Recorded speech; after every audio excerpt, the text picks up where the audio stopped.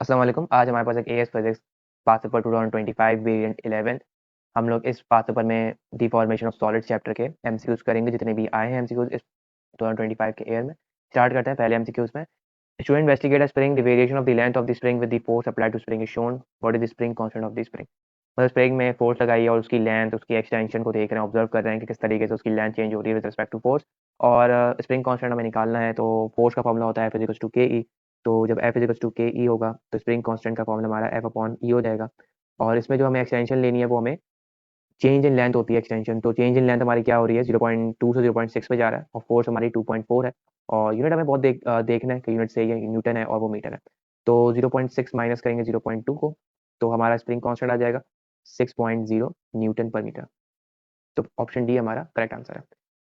Question number 2 पर चलते हैं। क्वेश्चन नंबर 2 जो है वो एक तरीके से बोले, graph show the variation of the force of the extension of the wire.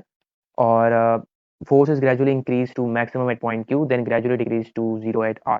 मतलब एक तरीके से फोर्स हमारी पहले इंक्रीज हुई, सही है। हम जीरो से देखें तो जीरो से पहले पी पे गई, और फिर पी से क्यू पे गई, फिर क्यू से वापस से आर पर आई एक तरीके से। और आर वो पॉइंट है जहाँ पर हमारी एक्सटेंशन और फोर्स दोनों जीरो हो रहे हैं। मतलब एक तरीके से फोर्स के बढ़ने से एक्सटेंशन भी इंक्रीज हो रही है, फोर्स डिक्रीज हो रही है, एक्सटेंशन भी डिक्रीज हो रही है, और फोर्स जब जीरो हो गई तो एक्सटेंशन भी जीरो हो गई।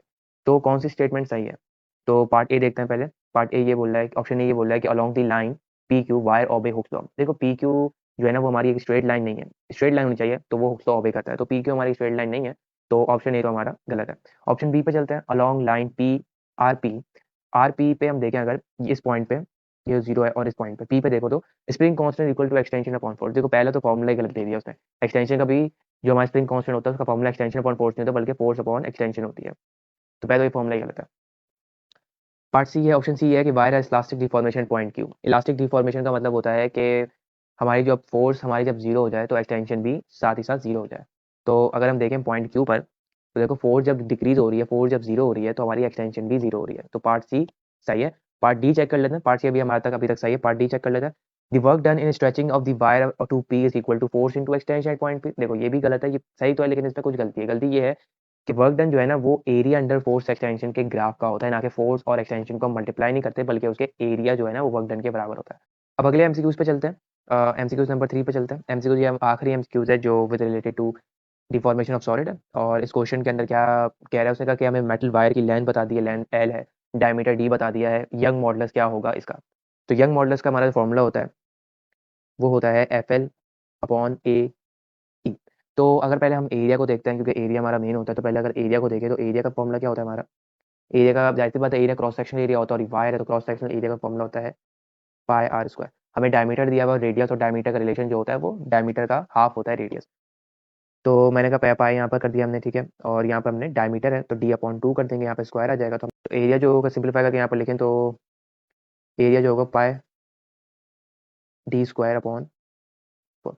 तो ये जो है मेरा एरिया आ गया, ठीक है। अब हम बताते हैं फोर्स। अगर हम देखेंगे लेंथ हमें दी हुई है, अब फोर्स हम देखते हैं। फोर्स का जो फॉर्मूला होता है मैंने क्या दिया हुआ है, स्प्रिंग कांस्टेंट दिया हुआ है।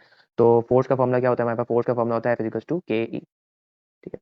अब देखो ये दोनों एरिया और फोर्स अगर हम इस फॉर्मूले में सब्स्टिट्यूट करें, तो फोर्स का फॉर्मूला हमने के ई लगा दिया, लेंथ के अंदर हमने लेंथ ही रखा, और हमने एरिया के अंदर हमने क्या कर दिया, पाए डी स्क्वायर अपॉन फोर कर दिया, ठीक है। मल्टीप्लाई बाय एक्सटेंशन जो वहाँ पर मौजूद है।